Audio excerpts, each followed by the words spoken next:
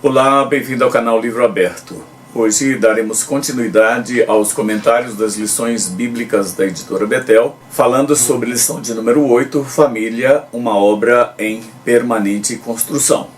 O texto bíblico desta lição está no Salmo 128, versículos de 1 até o 6. Eu diria que nenhuma família se forma sem uma estrutura, sem um planejamento.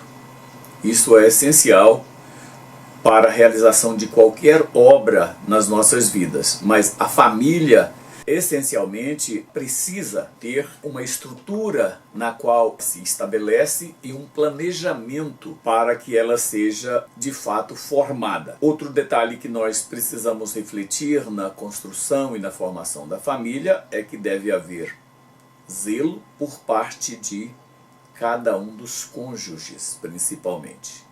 E isso vai exigir de cada um deles esforço, dedicação e renúncia. Nenhuma dessas três características ou exigências que são feitas para a construção de uma família são fáceis. Primeiro, porque nós queremos mais o comodismo, nunca o esforço.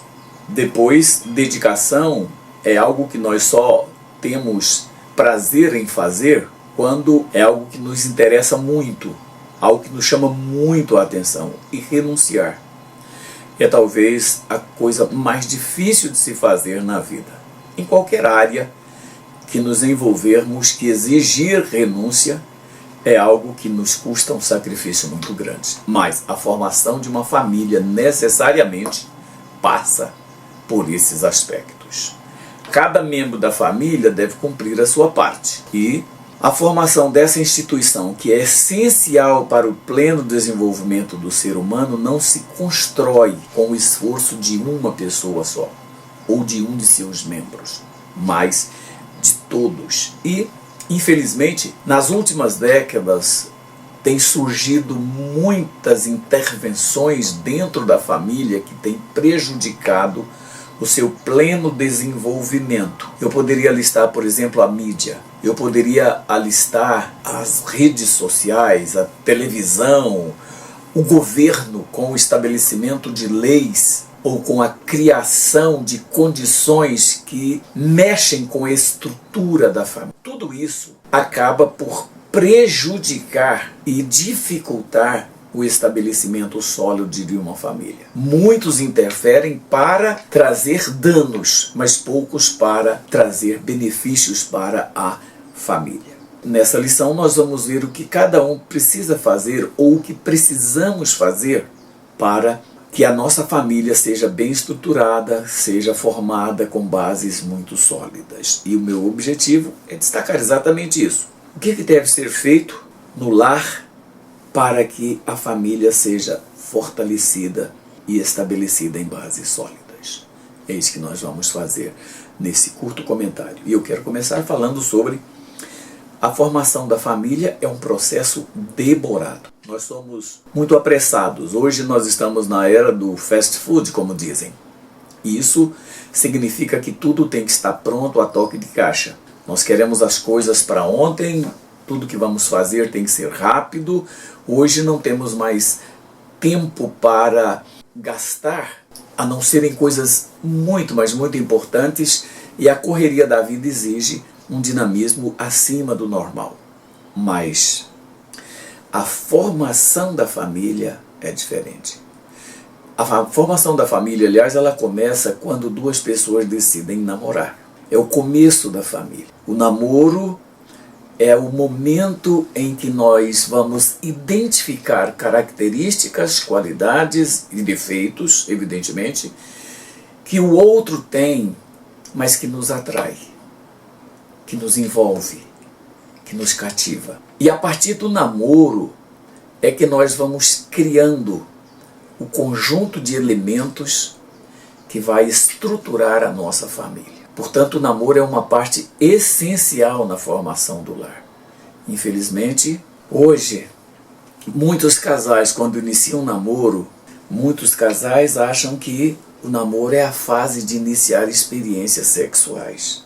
Mas é na fase do namoro que o casal vai poder organizar, porque vai oferecer contribuições valiosas para a formação da futura família. Isso nós precisamos entender. E não se inicia uma casa pelo telhado. Uma casa se inicia pela base.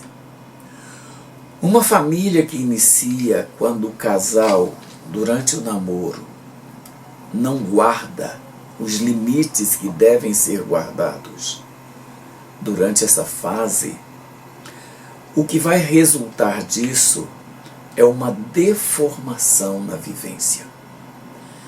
Não adianta os avanços sociais, as mudanças na sociedade, nos costumes. Aquilo que a palavra de Deus determina precisa ser obedecido. Não importa o avanço que a nossa sociedade está passando.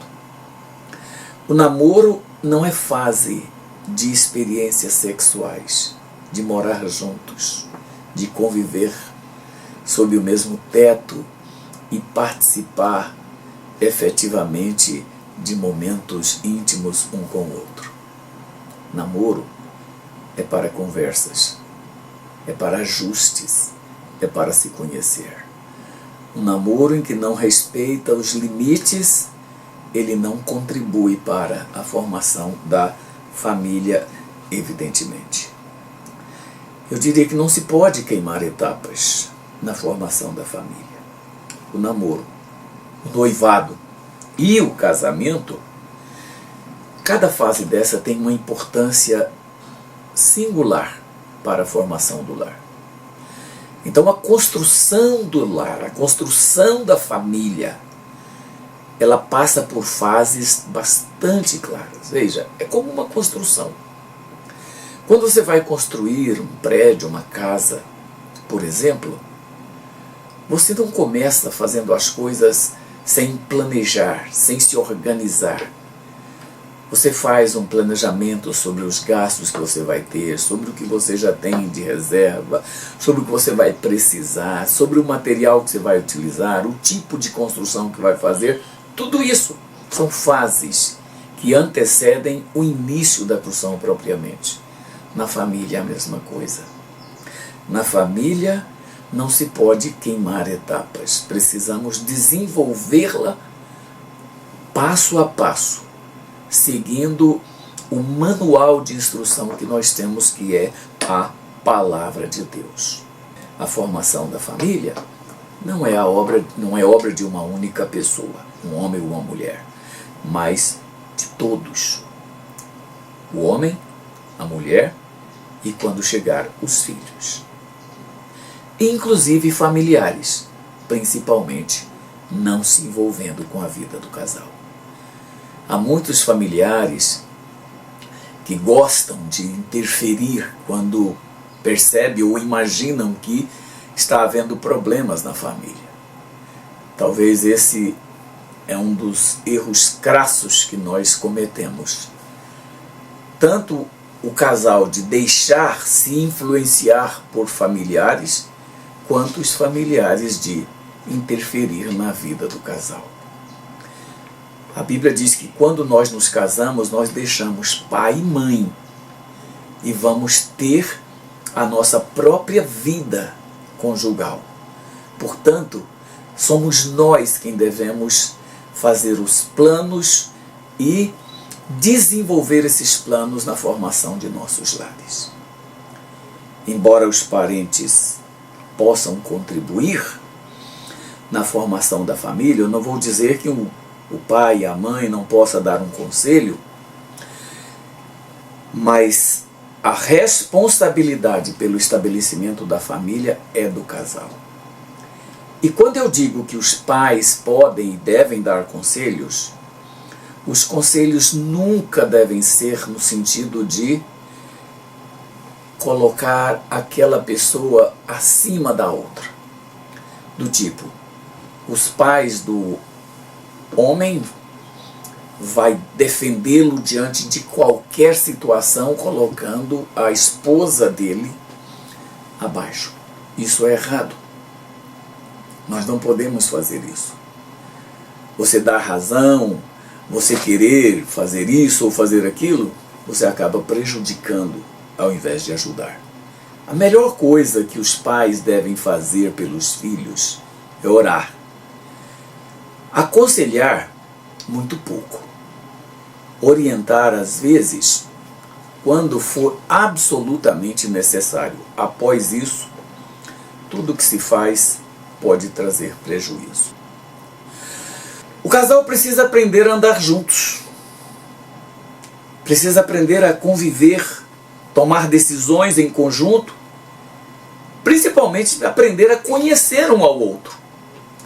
Porque embora o namoro seja uma fase de conhecimento, ele não nos dá a oportunidade de conhecer tudo sobre a pessoa. Até porque nós não vamos morar juntos durante o namoro. Agora, nós precisamos aprender a conhecer o outro. E para conhecer uma pessoa leva tempo. Há um dito popular que diz que nós não conhecemos uma pessoa antes de comer um saco de sal com ela. E quando essa frase foi falada a primeira vez, há alguns anos, o sal era vendido em sacos de 20 quilos. Dificilmente você ia a um armazém comprar 1 quilo de sal. Geralmente comprava-se saco de 20 quilos de sal. E ficava em casa e aquilo ali demorava muito tempo, dependendo do tamanho da família, mais de 1 ano. Então imagina esse dito: não se conhece uma pessoa sem comer com ela um saco de sal. Então você precisa de tempo. Você precisa deixar o tempo passar para você conhecer a outra pessoa. Agora, uma coisa importante é que nós não podemos esperar que o outro seja perfeito. Que o outro atenda todas as em todas as áreas. Dizem que a beleza está nos olhos de quem vê. E você, olhando, você vai poder encontrar todas as qualidades que você gostaria que o seu cônjuge tivesse. Há uma história que diz que uma rainha convidou 2 dos melhores jardineiros que existiam na região para um trabalho nos seus jardins, ou nos jardins do palácio. Quando o primeiro chegou, ela disse para ele: olha, eu quero que você vá pelo jardim e pegue uma amostra para mim de todas as ervas daninhas que tem no jardim. E como eu posso fazer para corrigir isso? E ele saiu para cumprir a sua tarefa. Chegou outro que foi convidado e ela deu a seguinte orientação: eu quero que você saia pelo jardim e forme para mim uma corbélia. Uma corbélia é um arranjo de flores numa cesta. É muito bonita, aliás. E ele saiu para cumprir a sua tarefa. Passado algumas horas, o primeiro que foi enviado chegou trazendo todo tipo de erva daninha que ele encontrou no jardim. E ela disse: o que é que eu faço agora? Ele disse: majestade, os jardins do castelo estão condenados. Não há como salvá-los. Estão perdidos porque estão tomados por ervas daninhas. E ela disse: tá bom. Daí a pouco chegou o segundo jardineiro que foi enviado. Ele trouxe a mais bela corbélia que ela já tinha visto. E ela perguntou para ele: mas você não viu nada de errado no jardim? Ervas daninhas e outras coisas que pudessem atrapalhar? Ele disse: majestade, seus jardins são perfeitos. Isso que eu trouxe é apenas uma amostra do que existe nele. Moral da história: a gente encontra aquilo que a gente procura. Se você procurar defeitos no seu cônjuge, você vai encontrá-los. Mas se você quiser e procurar apenas virtudes, qualidades positivas, você vai encontrar. É assim que se forma uma família. Não é procurando defeitos, não é apontando falhas, mas procurando qualidades positivas, procurando coisas boas. É assim que se forma uma família. E nós devemos refletir muito antes do casamento. Esse é o tópico número 2 da nossa lição. Por quê? O casamento é para a vida toda. pense bem no que você vai fazer. Não há alternativa para acabar um casamento. Muitos alegam que hoje a incompatibilidade é alegado por muitos que querem se separar, se divorciar.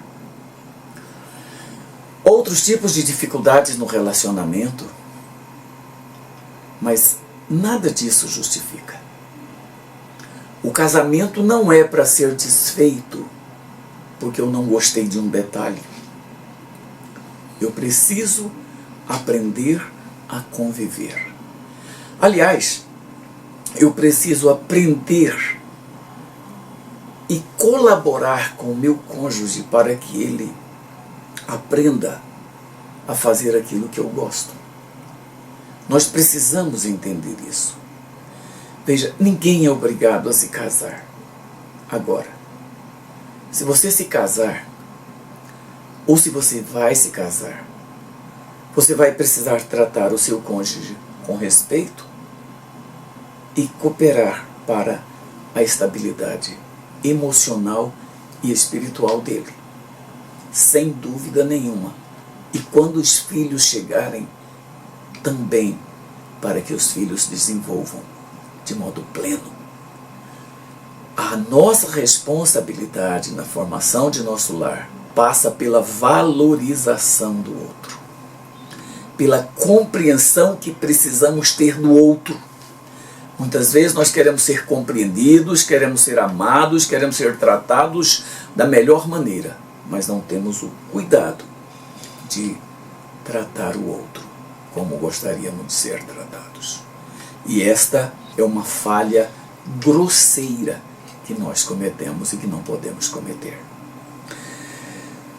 Os problemas que surgirem no lar devem ser tratados primeiro com serenidade, depois com equilíbrio e maturidade. Olha, 3 bases absolutamente necessárias para a formação de um lar. Serenidade. Por que perder a paciência? Por que brigar? Por que perder o equilíbrio? Por que partir para a agressão? Por que falar? Às vezes nós não agredimos fisicamente, mas agredimos com palavras, e agressões com palavras muitas vezes elas ferem mais do que uma agressão física. E a maturidade? Nós precisamos entender que a vida não é como nós queremos, é diferente. Maturidade é a capacidade que nós temos de enfrentar dificuldades, solucioná-las e levar a vida naturalmente, sem problemas. É o que hoje o pessoal fala muito aí na tal da resiliência. Nós precisamos disso. Não há uma outra forma de você resolver esse tipo de problema. Além disso, nós precisamos considerar que ninguém é perfeito. Tá? Assim como nós temos muitos defeitos, todos têm alguma coisa que nós não gostamos. Logo, ninguém nos satisfará plenamente. E da mesma forma que nós também não vamos satisfazer os outros. Mas no relacionamento familiar, no relacionamento conjugal, nós precisamos aprender a aparar essas arestas, essas diferenças que são mínimas. Sabe? Você precisa aprender que as qualidades do seu cônjuge precisam ser maior do que os defeitos que ele tem. Há uma música caipira, uma música sertaneja, que diz assim, olha aqui, eu sei que as suas qualidades cobrem seus defeitos. Essa é a perspectiva que nós precisamos ter dos nossos cônjuges. Talvez ele faz alguma coisa que você não goste, mas ele tem muitas outras qualidades, que ele faz coisas boas que você gosta. E é isso que precisa ser valorizado. O casamento, ele não é algo que a gente joga ao vento, uma pluma, uma bolha de sabão. Não é nada disso.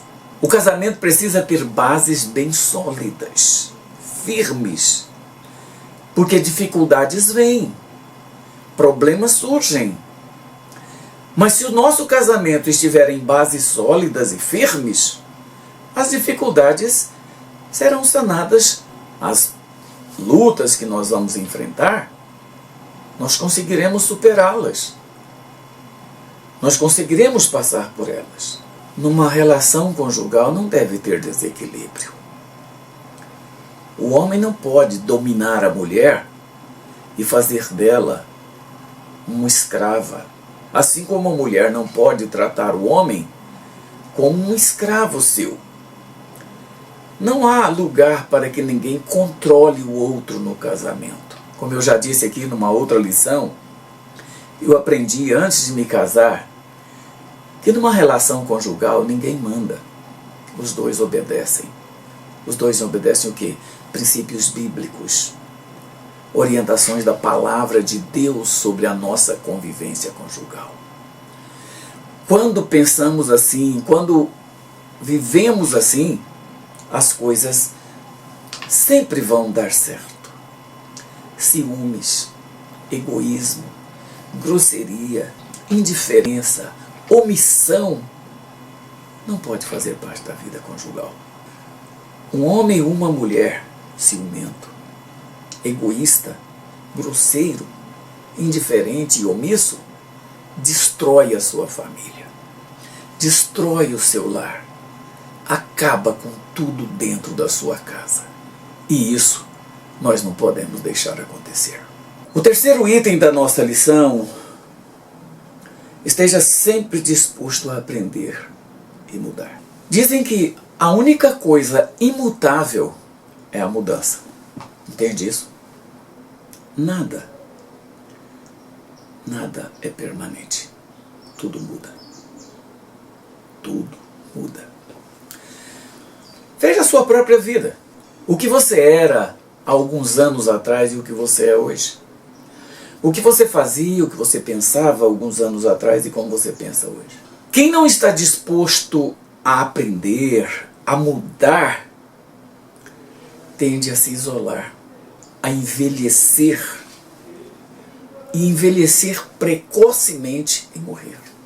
Sabe, há muitos jovens, há muitas pessoas jovens que parecem velhos, sabe? E há muitos velhos que se parecem jovens. Então nós precisamos entender isso. O que torna a vida dinâmica é a mudança. Então nós precisamos ter disposição para aceitar aquilo que é novo, sem perder a segurança, o equilíbrio onde nós estamos firmados. Eu costumo dizer às vezes que nós precisamos firmar nossos pés na rocha, em bases sólidas, mas não fechar as nossas mentes, aprisionar nossas mentes. Nós precisamos refletir, pensar. Nós temos que aprender todos os dias coisas novas.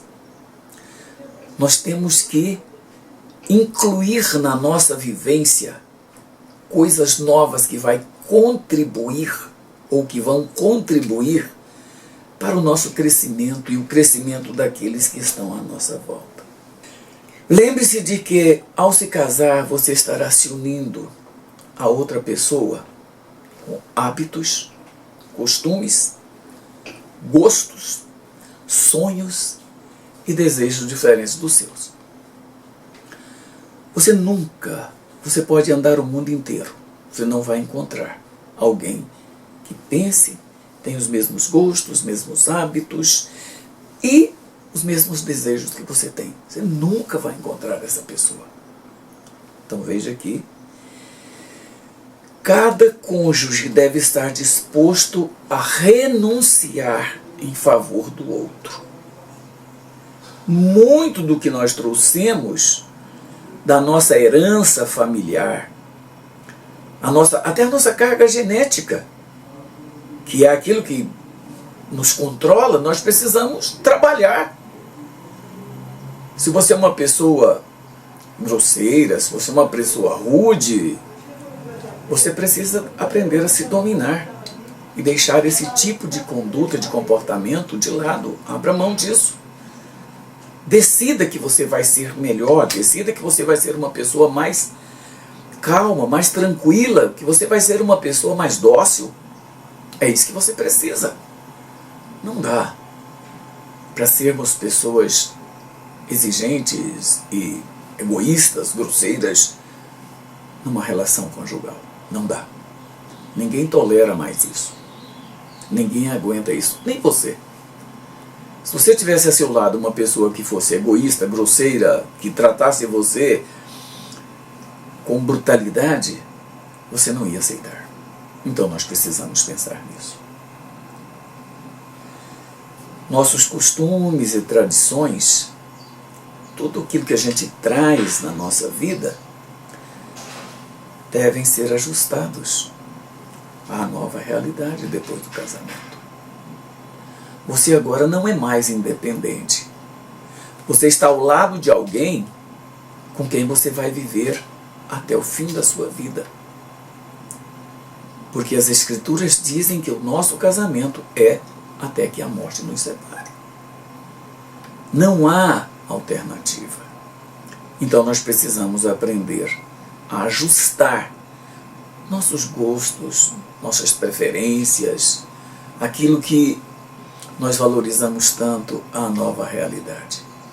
É isso que nós precisamos. Às vezes coisas pequenas e coisas simples.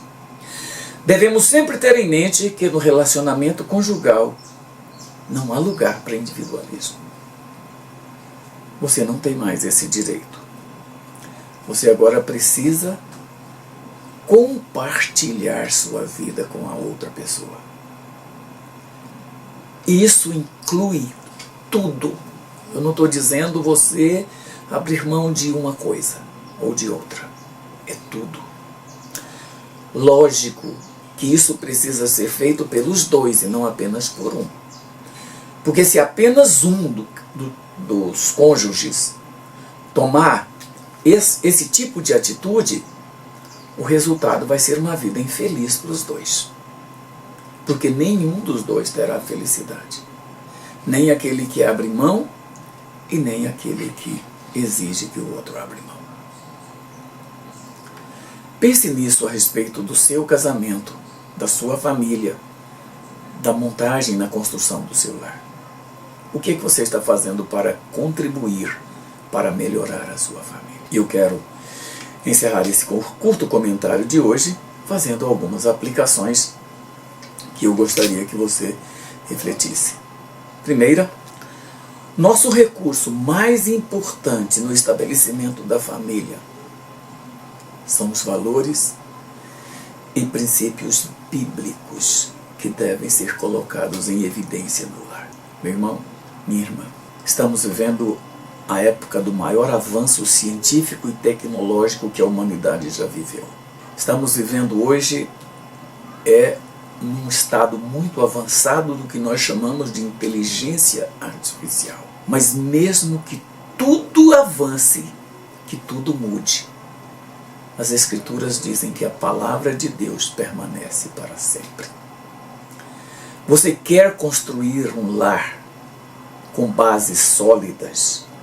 Coloque a Bíblia como base essencial dele. Não apenas em momentos de alegria ou de tristeza, mas em todos os momentos. Os cônjuges devem ter na Bíblia o manual de conduta, de orientação para a convivência conjugal, para a criação e orientação dos filhos, para as escolhas que devem ser feitas durante a vida conjugal e a vida de família. A Bíblia é a parte mais importante na convivência familiar. Eu sempre fiz questão de observar isso. Quando deixamos de observar orientações bíblicas, princípios bíblicos, nós acabamos tomando a direção errada. Portanto, as Escrituras precisam ser colocadas dentro dos nossos lares e obedecidas criteriosamente. Segunda, Assim como não se constrói uma grande casa sem planejamento e recursos necessários, não se estabelece um casamento, uma família, sem a cooperação e o envolvimento de todos. Há necessidade disso. É importante que todos se envolvam. Os pais não podem ser omissos. Os pais não podem ser descuidados. Os pais têm que ter compromisso com a formação da família. E os filhos precisam ser submissos a seus pais, obedientes a seus pais. Não importa se os pais são quadrados, ultrapassados, são eles que colocaram os filhos no mundo e os filhos devem a eles a obediência. Terceira, é necessário paciência, equilíbrio e maturidade para se estabelecer a família. Bases sólidas. Bases que vão sustentar a família nos momentos de crise. Porque eles virão. Não pense que a sua família está isenta de passar por dificuldades, por problemas. Não está. Eles vêm na hora que você não imagina. Eles chegam de surpresa. Alguns problemas são graves, outros mais fáceis, mas eles vêm sempre. É necessário paciência, equilíbrio, maturidade. E, se você quiser acrescentar, serenidade. Quarto, ao decidir se casar, você deverá ter consciência do tamanho do empreendimento que você está se envolvendo. O casamento é a decisão mais importante que você toma depois de ter aceitado Jesus como seu Salvador e seu Senhor. É a decisão mais importante, é a do seu casamento. Não é seu emprego, não é a casa onde você vai morar, não é o lugar para onde você vai, nada.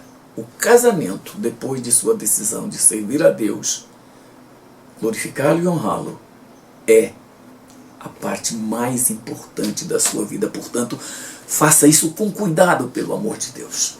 Não brinque. Não use ninguém para satisfação pessoal. Não vá atrás de algo que te pareça maravilhoso e esplêndido. Pense muito antes disso. Quinto, cada um de nós tem limites e direitos que devem ser respeitados.